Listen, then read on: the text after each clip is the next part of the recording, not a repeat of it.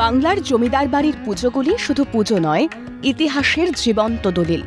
বিষ্ণুপুরের অযোধ্যার জমিদার বাড়ির পুজো ২০০ বছর পেরিয়েছে। সময়ের সঙ্গে সঙ্গে ইতিহাসের পাল্লা দিয়ে বাড়তে থাকে গল্পকথা। বিষ্ণুপুরের বাবুদের দুর্গাপুজো নিয়ে গল্পকথা নেহাত কম নেই। পুরাতন ঐতিহ্য মেনে আজও ৫০ কেজির রূপোর পালকি চড়ে মা আসেন পূজা দালানে। এখানে মা সিংহবাহিনী নন, ব্যাঘ্রবাহিনী। মায়ের মুখ ছাঁচ দিয়ে তৈরি হয় না এখানে। এই জমিদার বাড়ির উত্থানও রূপকথার থেকে কিছু কম নয়।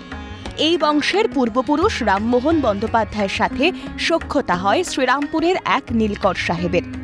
মৃত্যুশয্যায় সাহেব তার সম্পত্তির ৫০% রামমোহন বাবুকে দান করে যান।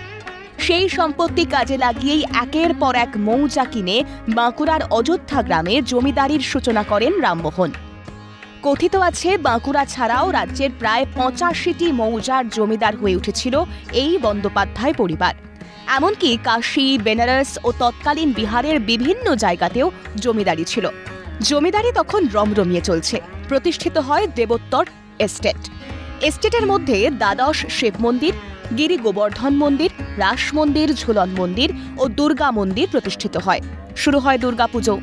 আজও প্রাচীন রীতি মেনে পুজো এলেই ভাঁড়ার থেকে বের করে আনা হয় নবপত্রিকা আনার ৫০ কেজি ওজনের রূপোর পালকি ও পুজোর যাবতীয় রূপোর বাসন।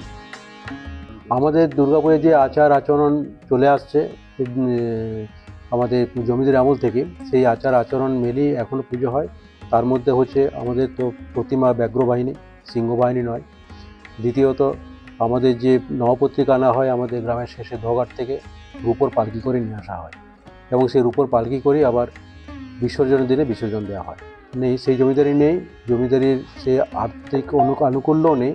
যেটুকু আছে সেটুকু দিয়েই আমরা দুর্গাপূজা সহ অন্যান্য অনুষ্ঠানগুলো সেটা একইভাবে করে আসছি। এতে আমাদের কোনো অসুবিধা হয় না। আমাদের আন্তরিকতা যেহেতু আছে, ইচ্ছা আছে, সেই ইচ্ছা শক্তির উপর নির্ভর করে আমরা সমস্ত কিছুই আগের মতোভাবে করে আসছি। একসময় পুজোর কদিন পাইক, বরকন্দাজ, বিভিন্ন রাজ কর্মচারী ও প্রজাদের আনাগোনায় দুর্গাপুজো কার্যত উৎসবের চেহারা নিত।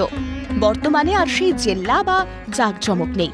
কিন্তু আজও দেবীর পুজোয় নিষ্ঠার ঘাটতি নেই বন্দ্যোপাধ্যায় পরিবারে। দ্বারকেশ্বর নদ থেকে মাকে নিয়ে আসা হয়।